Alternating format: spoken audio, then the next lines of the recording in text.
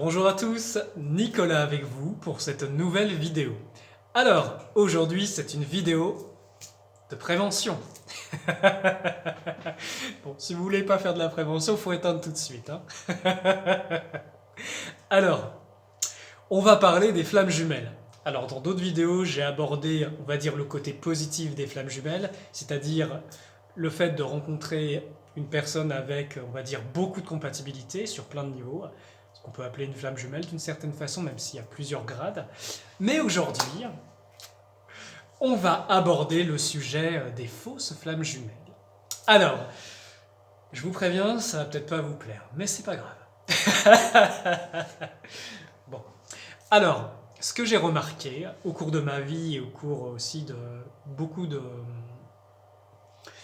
d'histoires que j'ai pu entendre ou que j'ai pu, comment dire, accompagner, c'est qu'il y a par exemple des personnes qui sont ensemble, qui ont comme cette croyance d'être flammes jumelles, parce que peut-être leur guide leur a dit, peut-être parce qu'il y a eu une forme de contrôle mental qui a été fait pour que les personnes croient ça. Ce qu'il faut comprendre sur Terre, hein, comme je vous l'ai dit dans beaucoup de vidéos, c'est qu'il y a énormément de falsifications. Donc par exemple, imaginez, vous êtes une créature du bas astral. Et bien qu'est-ce que vous allez faire? Vous cherchez à manger? Eh bien, une des meilleures façons de générer de la nourriture pour vous, ou peut-être pour toute votre société de créatures noires, eh bien c'est de créer de l'énergie émotionnelle, électrique aussi, chez les humains. Parce que les humains sur Terre sont utilisés un peu comme des frigos. Alors je ne sais pas si vous avez vu le film Matrix, ce qui est fort probable, hein. Eh bien il y a cette notion de force mécanique qui se nourrissent de l'énergie des humains. Il y a ce genre de choses dans les réalités invisibles.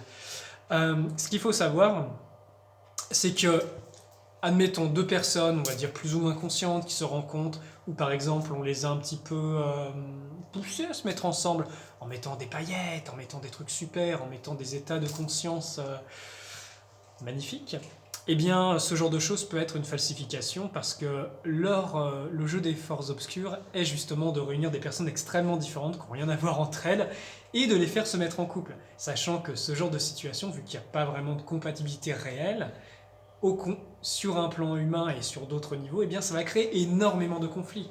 Donc pour elles, ça va être extrêmement rentable, vous voyez, ça va générer beaucoup d'émotions, beaucoup de souffrances, peut-être même que les souffrances de ces personnes dans ce type de couple, ces souffrances vont être renforcées, voire même peut-être vont-ils vivre des traumatismes où leur âme va pouvoir être récupérée à un moment.